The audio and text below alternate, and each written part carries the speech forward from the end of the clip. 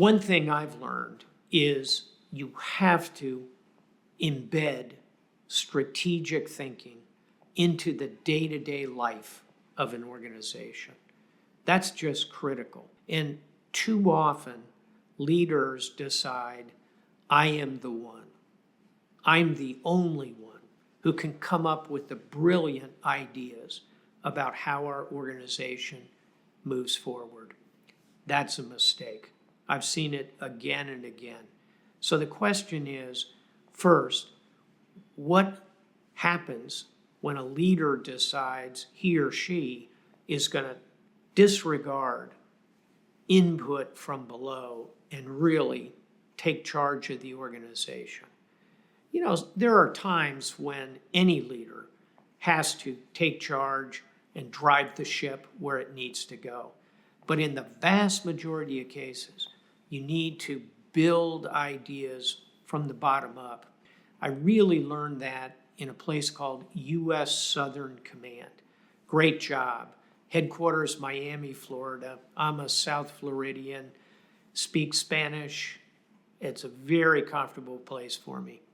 What I found throughout my time at Southcom was I was doing too much of the top down and ignoring a lot of signals that I should have been paying attention to.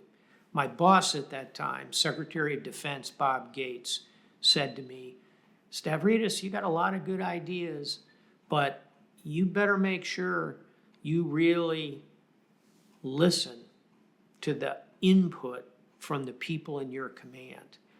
Yeah, I took that on board, but maybe not quite enough.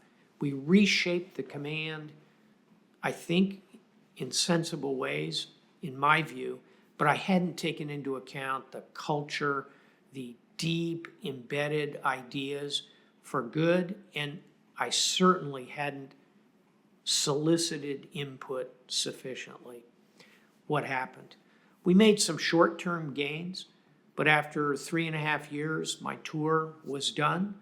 I went off to be Supreme Allied Commander of Europe, and within a year, all of my ideas, everything I had put in place, were pulled apart, changed, redone, and frankly, it was because I had failed to listen sufficiently to the people who had good ideas, because you need their buy-in, ultimately. That was a big lesson for me. Let me tell you a time when it worked pretty well, getting that strategic thought through the organization and taking that input. It was at NATO. So NATO had, at the time, 28 countries, but it had a problem. NATO was too big and too top-heavy. We had 20,000 staff personnel scattered all around Europe. It was unsustainable. I knew I had to cut that number roughly in half. In fact, I had to get it down to about 9,000 positions. We had to do that while we were fighting a war in Afghanistan.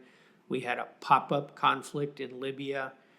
We had peacekeepers in the Balkans. We had deep concerns about cyber, and we were fighting pirates off the coast of Africa. So it was a very busy organization, but its command structure had to be cut in half.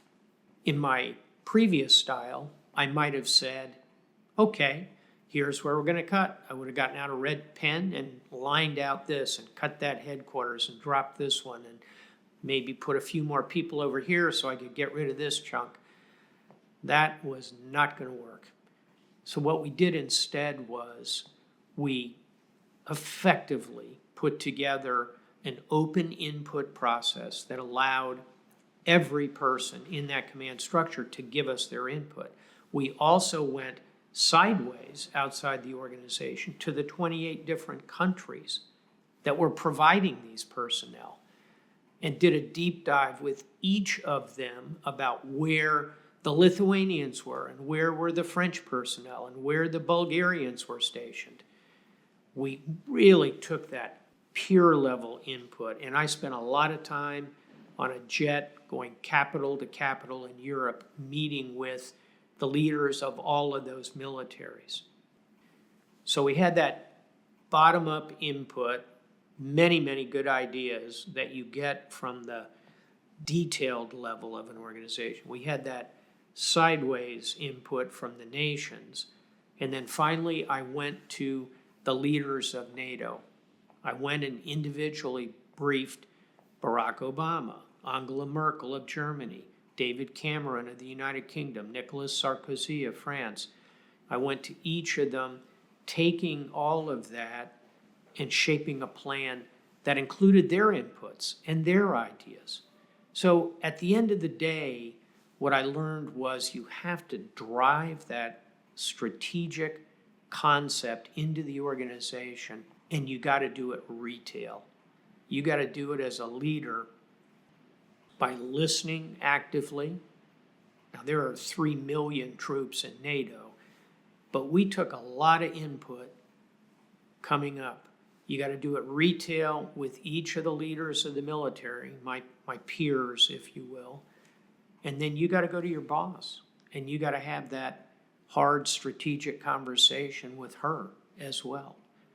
All of that goes into creating a strategic vision. And that's true whether you are leading a 12-person team at Google, like my daughter, or you're the Supreme Allied Commander in NATO with 3 million troops.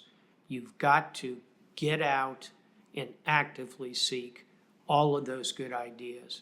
I'll close with this. No one of us is as smart as all of us thinking together. No one person, no one nation, no one organization, no one of us is as smart as all of us thinking together. That's the heart of bringing the great ideas up to the strategic level in your organization.